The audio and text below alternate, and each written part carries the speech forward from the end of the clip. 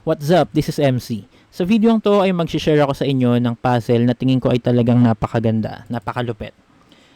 Ito ay continuation ng ating series na Cool Chess Puzzles. Kaya ako to i-share kasi talagang kakaiba, tingin ko napaka-creative ng pagkakagawa ng puzzle na to. Ang white ay merong pawn sa h2. Yun lang. At ang kanyang king ay nasa f2. Dalawa lang sila. Against sa 16 materials ng black. So, present pa lahat ng materials niya. Imposible itong mangyari sa totoong game, ha? Kompleto pa yung 8 pawns, 2 rooks, 2 bishops, 2 knights, queen at king. Kompleto pa. Pero medyo kakaiba ang pagkakalatag.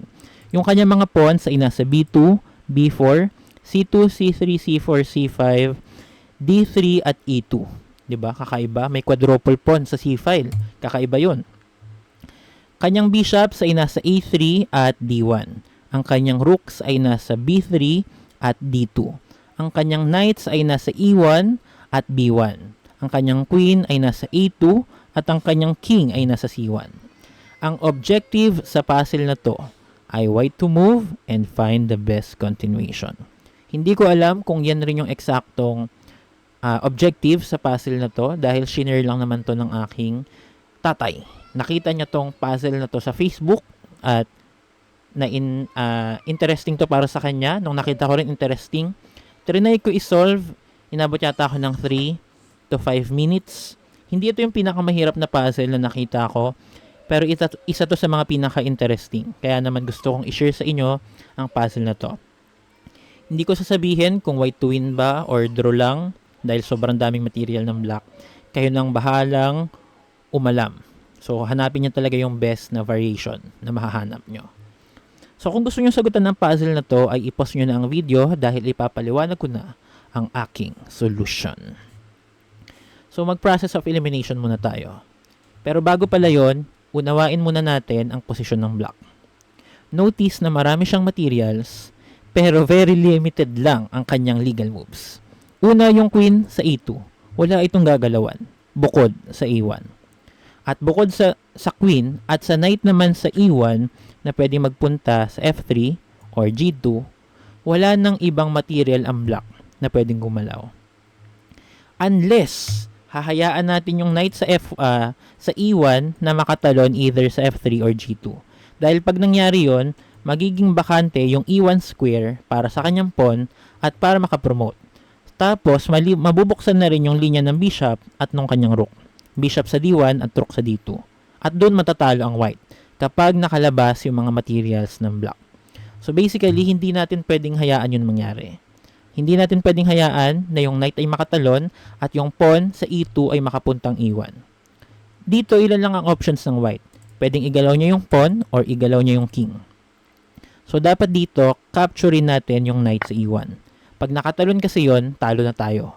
Makaka-liberate or makakatakas lahat ng pieces or materials ng black. So first move, king takes e1. Ayoko nang ikat pa to or edit kasi wala akong time. So pasensya na sa mga bulol or mga maling bigkas. So ano mangyayari dito? Isa na lang ang legal move ng black. Queen a1 na lang. Ayan na lang. At ayan na lang yung legal move niya. Balik-balik yung queen sa A1 or A2. Yun na lang talaga. Tayo naman, malaya tayong ipopromote ng ating pawn sa H-file. H2 hanggang H8. Pero maraming tanong na nakapaloob. Una, H3 ba or H4? Pangalawa, kung makakapromote man tayo, saan natin po-promote? Queen ba, rook, bishop, or knight? Meron dalawang tanong. At ikatlong tanong, para mas marami pa kayong tanong. Sa paanong paraan mache-checkmate ng white ang black? Kung napakaraming materials ng black at maraming nakapaligid sa kanyang king na magiging mahirap na matihin siya para sa atin. So, kailangan masagot yung mga tanong na yan. So, sagutin muna natin yung pinakahuling tanong kung paano yung checkmate pattern natin. Magagawa nyo yan ng maayos at efficient kung meron na kayong fantasy mate. So, ang fantasy mate, ako naalala ko tong concept na to, tinuro to ng coach ko. Kailangan daw meron ka nang na-visualize na checkmate na gusto mo mangyari. Kasi pag nagawa mo na yon or nabuo na yun sa isip mo, doon mo nagagawin yung mga steps papunta doon sa fantasy mate. Dapat meron ka talagang gustong-gustong checkmate na mangyari. At saka mo gagawin yung mga steps papunta doon. So ako, inisip ko maigi, saan ko ba ipopromote yung pawn? Sa queen ba? Kung mapopromote ko man yung sa queen, saang line, saang file, saang rank, or saang diagonal ba ako makaka-checkmate? Na-realize ko parang wala eh. Parang wala. Kasi lahat halos ng pieces at pawns defended. So walang mangyayari. Ang magiging target lang ng queen natin sa h8, siguro lipat natin sa h6 para atakihin yung d2 gamit yung queen at king. Pero mapapansin nyo, well defended yung d2. Ang daming nakabantay. Pawn, king, knight. So walang mangyayari. So inisip ko sunod. Alam ko kasi, kapag ang king ay napapaligiran ng mga sarili niyang kakampi, merong checkmate na nag-e-exist na tinatawag na smothered checkmate. So baka yun ang solusyon. So inisip ko maigi. Saan kaya magandang ilagay yung knight para ma-check ko yung black king? So yung king nasa c1. Para ma-check siya, dapat ikaw ay nasa a2, b3, d3, or e2. Yung a2 malabo na yon kasi nandun yung king, di ba? Yung queen, I mean. Yung b3, pwede, pero may bantay siyang pawn sa c4. Yung d3 naman, hindi siya pwede kasi defended siya ng rook. So pag kinapture natin yung knight, kakainin lang ng rook. At yung e2, hindi rin pwede sa parehong rason. So bantay sarado rin ng rook.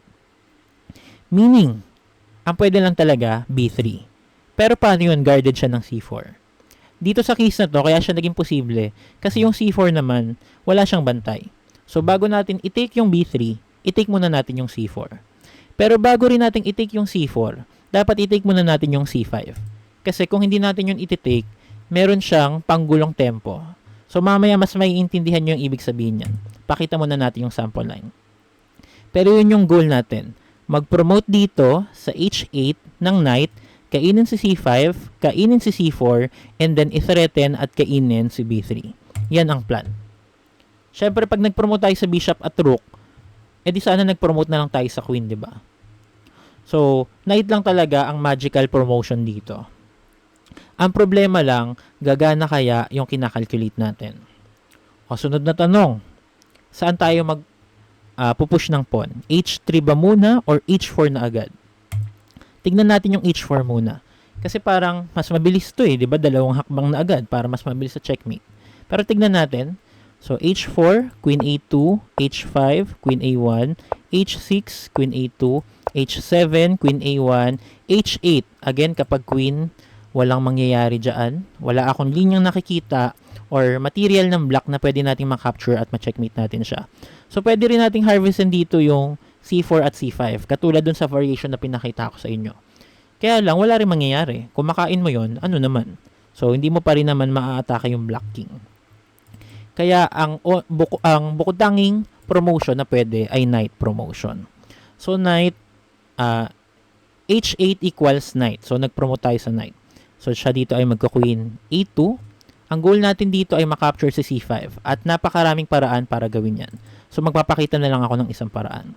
Knight G6, Queen A1, Knight F8, Queen A2, Knight E6, Queen A1, and then Knight takes C5. So, unang step na gawa na. Dito, wala naman ibang choice ang itim. Queen A2 pa rin. Targetin naman natin si C5. So, marami ring paraan para gawin yan. Knight E4, Queen A1, Knight D6, Queen A2, and then Knight takes C4. So, pangalawang step, nagawa na. Next na target natin, yung rook sa D3. B3 pala, sorry.